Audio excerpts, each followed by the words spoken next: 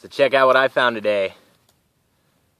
It's the top part of that jawbone that I found the last time I went hiking. And it turns out it's not a goat skull, it's a deer.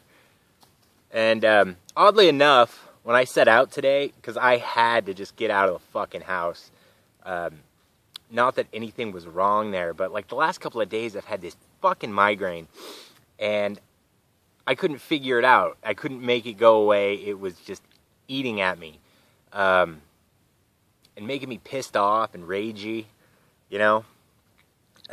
So I decided I was going to go on this hell hike, and I was going to walk all the way down to the bottom of the hill, and then come back around to this big old fucking loop, and then head back up the canyon trail.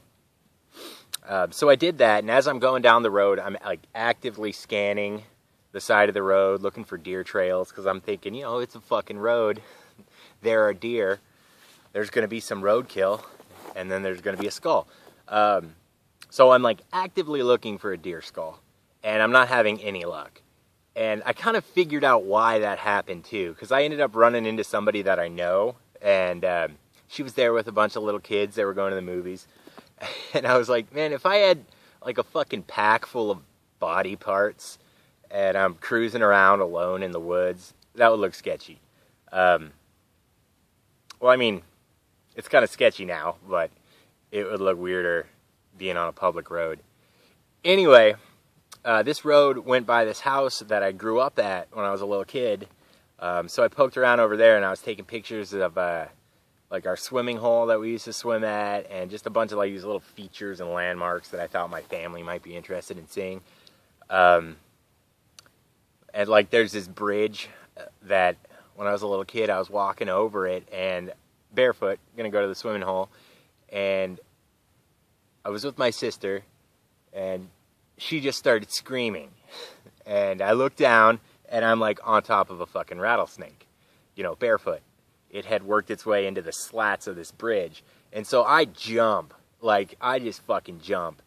And we're screaming and hollering for my dad to come down. And he ended up coming down with a pair of loppers, you know? And he grabbed the snake and just fucking cut its head off. But this was like after we had been sent away, so we didn't have to watch that.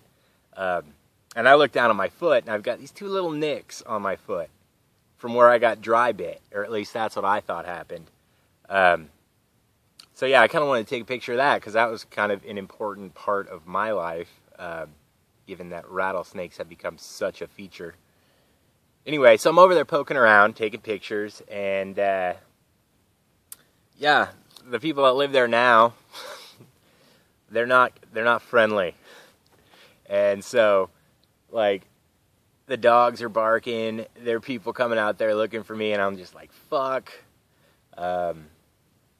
I wasn't really all that worried about a confrontation, though, because it's just like, what the fuck are you going to do to me?